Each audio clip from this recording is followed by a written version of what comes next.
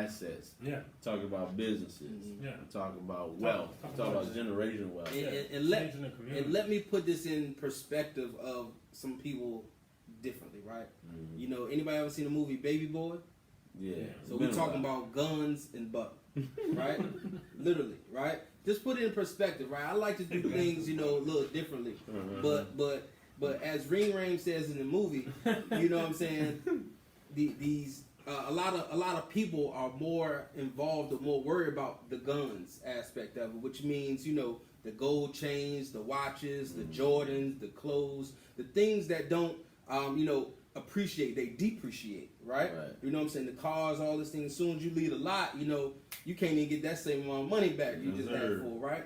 Right. But what we need to focus on is the butter, right? The stocks, the bonds, the mutual funds, the currency exchanges, the stocks, you know, gold, physical gold and assets, things that actually gonna, you know, appreciate and actually make more money for you, even art in certain cases, right? Just thinking about to what Jay-Z said in 444, you know, he said I bought something for $2 million. 3 years later, it's worth $3 million.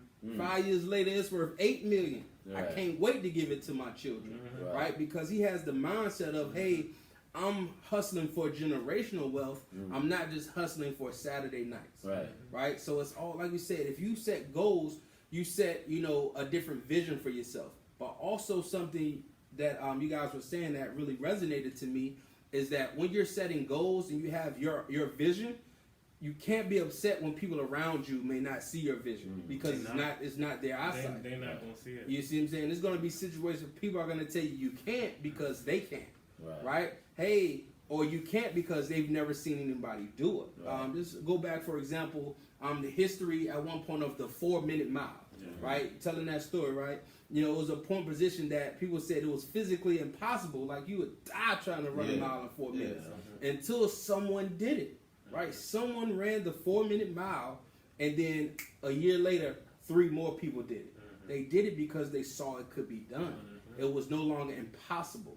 Guess what? It's possible. Is it easy? No, it's not easy, but it's possible. And now thousands of people have ran a 4-minute mile just based on that outcome of seeing someone do it, right? A lot of times people say seeing is believing. And I actually think that's backwards. Believing is seeing because you already see where you want to go, right? So now it just resonates inside of you with the passion and the commitment and the quality that's necessary. But one thing you must say, we have to stop caring about what people think. A lot of the social media with likes, Instagram with followers, you know, we want to please everybody so they will like us, right? Someone liking me doesn't pay me. You see what I'm saying? Someone following me doesn't pay me unless, you know, I'm advertising or something of that nature. You see what I'm saying? So it's so important that we stick to that. That reminds me of something a famous guy said.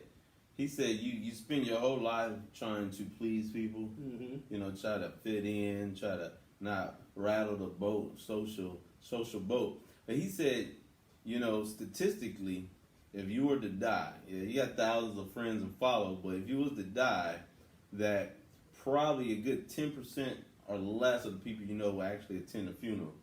If it's not raining, if the weather's good. So think about that. You were worrying about what other people think about you, but at the end of the day, if it's all said and done, most of those won't even attend your funeral. And if it's raining, half of those people won't even show up.